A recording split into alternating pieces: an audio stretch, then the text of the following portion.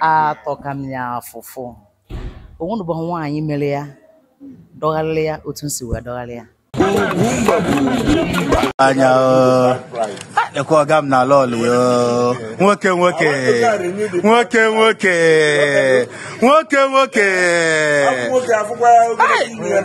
Echem na ndị big man anya na-eru ha na. Nwoke anya ruga na. Nwoke.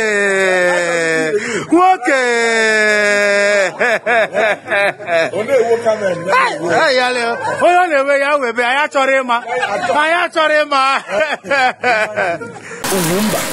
Oge mụ na ya fụ the thing dị ka nlọ dị ka ife. Ebe m ga ọzọ bụ na-anata. So ya nwa gakwa somewhere na-anata. But fortunately oga side ya no fum. Ofum gacha ihu gbachiga kwụsị. Jụọ anyị kedu ebe anyị na-aga ibu ndị ebe. Na ya na-achọ ndị bụ ụka dike so place nwa. I say na ya abụghị ndị ọzọ bụrụ na ya amaghị anị. So ọka kwụsịkwa gatukwu ihu tinye branch ya somewhere mee as if onye na-achọ be mmadụ bet onweghị n'eziokwu onweghị ihe ọ na-achọ. So oge ọ dapụtakwa I meet kwa ya. O wee sị na ya na-ana ihe mbọsị. I sịkwa na ya na-ana ihe mbọsị. Ọ sị anyị banyesi aka ka ya bupụzie anyị. And meanwhile amaghị m onye ọ bụ. That day ka m fụrụ ya first time. So it happened na o buziela anyị nata ihe mbọsị. Ka ilu na-eke ihe mbọsị ebe anyị kwụsị stop wee continue ebe anyị na-ana ka abụ m onye chekenta. Ọ bụrụ na o nwee friends ya na-anọ Ọnịcha. O bukwa na that same car. Ọ chọọ ka o jee na junction anyị ihe mbọsị junction jee drop ọha. M sị ya no. Na ayamanga beyond ihe yeke anụnwa. Ọ try ya ka o iso ya.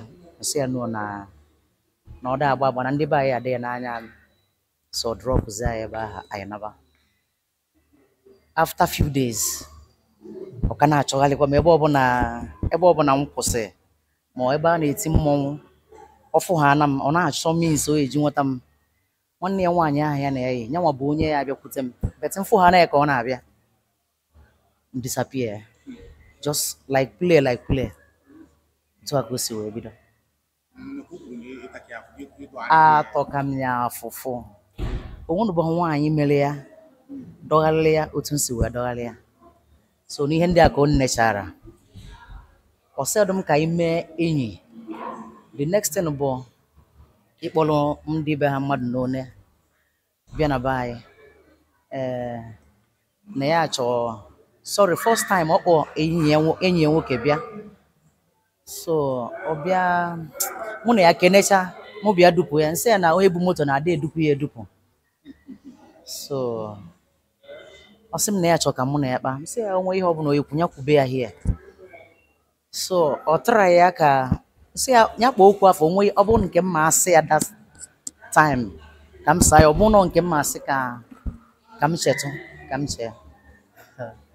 So onenecha na the second time na ọ bịa bụzi iji mmanya wee bịaba anyị sị na ya na o nwee ihe ya fụrụ.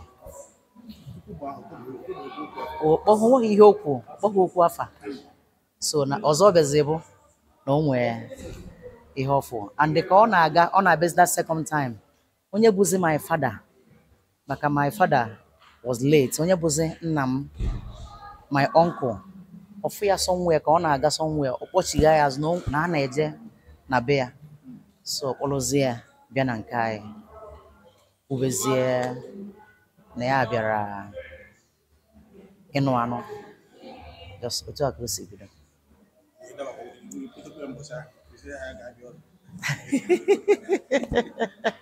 Ihe a bụ ihe onyonyo mana a na-ekwu ya o nwere ike ịgba ndị mmadụ ghalị.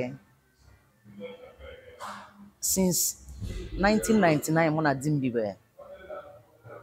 Nne di m nne nke m ma ụmụnne ma ndị mụ nna m akwụkwọ onwebeghị onye bịara kpere mụ na di m.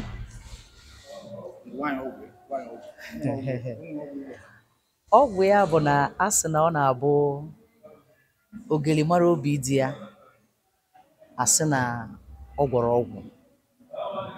Ihe dị na di na nwunye bụ eneta aghalị. Di na-amụ nwunye ya, nwunye a na-amụ nwunye ya. Ọ bụrụ na anyị mụtacha onwe anyị a na-ebi udo ama ndụ.